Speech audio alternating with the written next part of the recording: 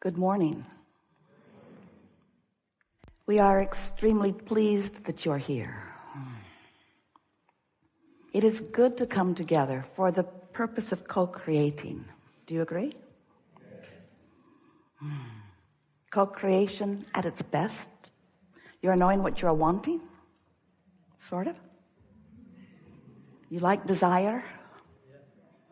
We like it when you identify your desire and you're consciously aware of what it is. So the trick, it's not a trick, it's a skill. The skill is to have desire that you're not trampling with doubt. To have desire that you believe. That's just the best. A desire you don't believe, not so pleasant, is it? So it seems logical, well, I will just get rid of the desire. Not so much. Because once life has caused you to identify a desire, that's a strong momentum. And it really is, even though sometimes it doesn't feel like it, the path of least resistance to line up with the desire rather than to rail against it. What we want to encourage in these hours that we are together is an understanding of how you be in this universe. We want you to remember that you are source energy, mostly. Even though you're in this physical body, the non-physical part of you is still dominant. And as you are in this physical body, with source flowing to you and through you, you are continuing the eternal life that you are all about. So even when you don't know it, even when you feel bad, even when it feels like things aren't going well, source energy is flowing to you in the only way it can be described is an unconditional love. No matter what, this source energy, the same energy that creates worlds, flowing to you. But how you allow yourself to be in that energy, it's like a permeation of environment all around you of well-being and appreciation.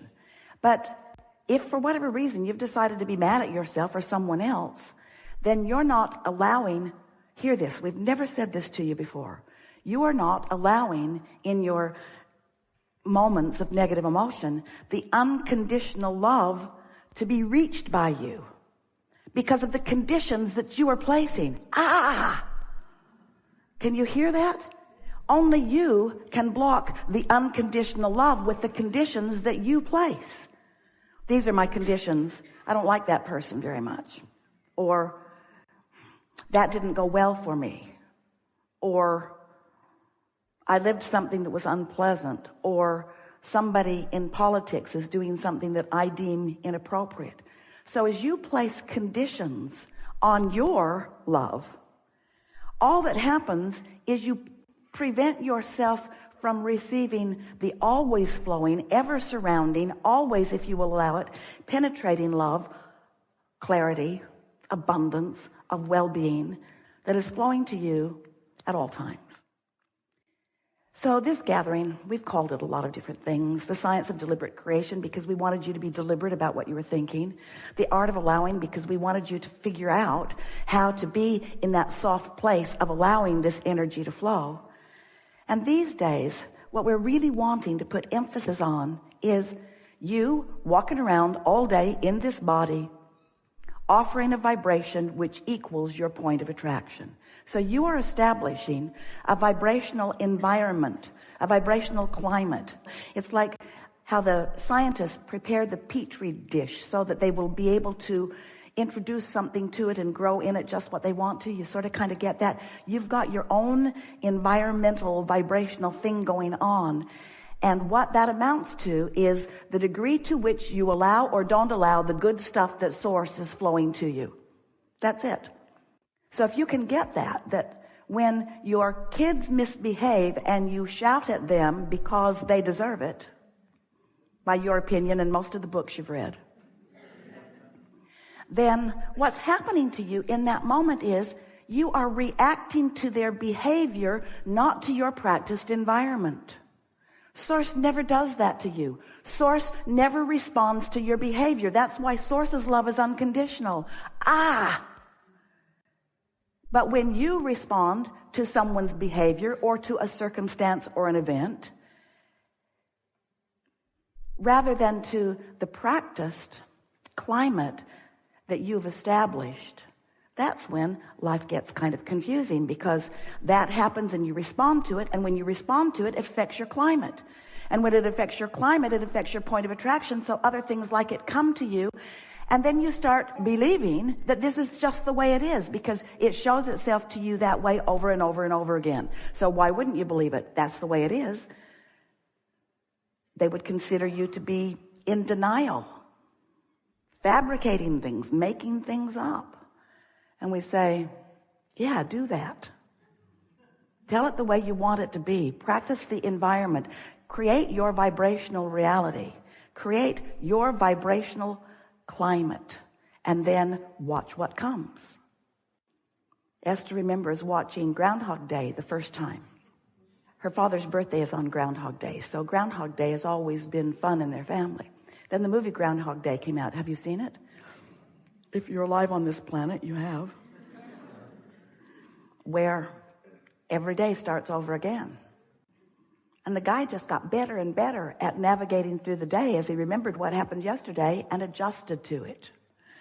And that's, in a very bulky sense, what we're encouraging you to understand about your vibrational climate. You've created the climate, whether you know that you have or not, and everything that's coming to you is coming in response to your vibration, because that's the way this universe runs. Law of attraction says that which is likened to itself is drawn, and there's no law other than that law that is affecting your experience. You get what you are thinking about, whether you want it or not. That's just the way it is. So what you've practiced to be your vibrational countenance relative to money, relative to relationships, relative to home or business or life, relative to every subject in the world, what you've practiced yourself into thought about equals your vibrational environment, and then the universe, the world, the people around you, the circumstances and events, they can only show you what you've created. So everything that comes to you isn't about what anybody else is doing. It's about what you've got going on vibrationally. And of course, we acknowledge what you've got going on vibrationally is a lot about what you're observing out there, because you're often letting what you're observing out there affect what you're doing here. But you don't have to. There's this momentum thing that happens, though. Once it gets going, it's just easier to let it go that way, because it's difficult to turn it around. So we want to talk about momentum. We want to talk about deciding how you want to feel. We want to show you how to get this vibrational climate around yourself in an attitude that you'll like what flows into it. Because when you're in this vibrational place that is in sync with who you really are, your emotions raise from pure satisfaction to true passion and enthusiasm for life. You feel clear and sure and interested in life. You feel fun. Your timing is good. You feel vitality. Everything about your world feels good to you once you deliberately prepare your vibrational environment to be the receiver of the things that it must receive, because law of attraction will not give to you something that you have not practiced. We always like to put this analogy in early in our conversations with you. Sometimes it is as if you are saying to us, Abraham, I've jumped out of an airplane and I don't have a parachute. Would you please advise me as what to do now? And we always say, hang on, it will be over in a little while. Because there is a momentum at that stage that there is not likely an action that you're going to find that is going to dramatically change the outcome, because you waited too long before you addressed it. You let the momentum get going too far. Well, no big deal. The momentum will peter out. And when you sleep tonight, the momentum will stop altogether. And in the morning when you awaken, you have the option of beginning your momentum in a way that creates a vibrational atmosphere that you will like what comes to it. So since we've been talking like this, Esther has been thinking a lot about creating her vibrational atmosphere. And she's saying to herself often, and it will serve you well too, I want to respond to what's happening out there in the world, or happening to me, happening anywhere that I'm involved with it or observing it. I want to respond from this practiced place of alignment, not from this reactionary place. And really, that's what the art of allowing is all about. It's deciding how you want to feel. It's understanding that you are extensions of Source. It's understanding the way Source always bees with you. In fact, do you know that the only reason that you can even feel what you would call negative emotion, whether you call it fear or rage or embarrassment or anger, every negative emotion that you feel is only possible because you are feeling a way that the Source within you does not feel about the same subject. In other words, you're setting up a frequency that's different from the frequency of Source. So really what negative emotion is, here's the clearest way that we can ever explain it to you. Here you are standing in your world, in your body, in your beingness, and Source is surrounding you with well-being. And when you let yourself be the receiver of that well-being, of that clarity, of that love, of that appreciation, of that abundance, then you feel great. But when you start thinking thoughts that prevent it from coming, that's what negative emotion is. It's your resistance to the natural well-being, to the unconditional love, to the unconditional prosperity, to the unconditional clarity that is flowing your way all day, every day, if you will figure out some way to let it in. So that's what we want to help you do. Figure out ways to let it in.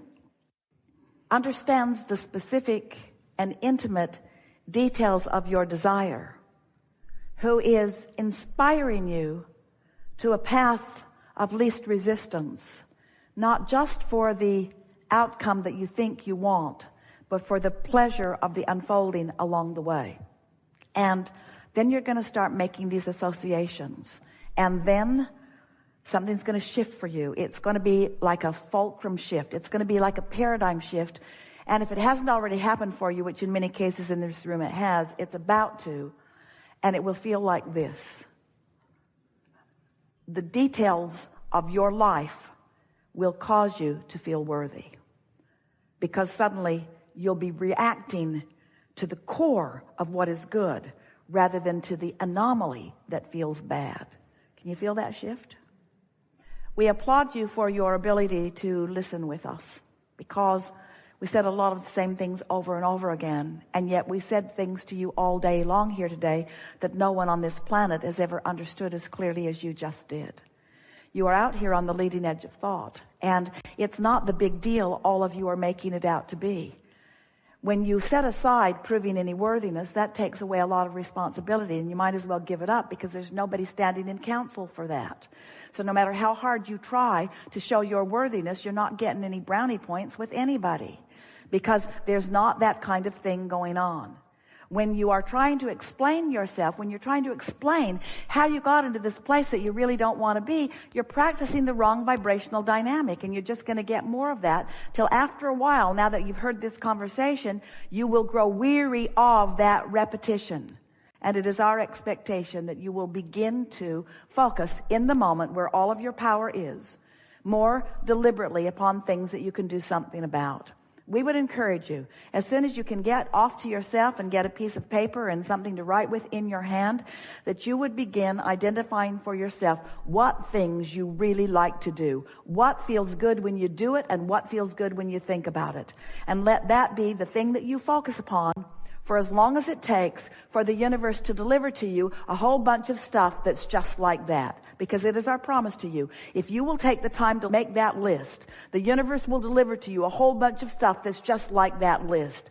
And through that experience, not through the words that we've been offering here today, but through the universal response to your focused understanding, you will prove to yourself that you are the creator of your own reality, and that life is supposed to be good for you.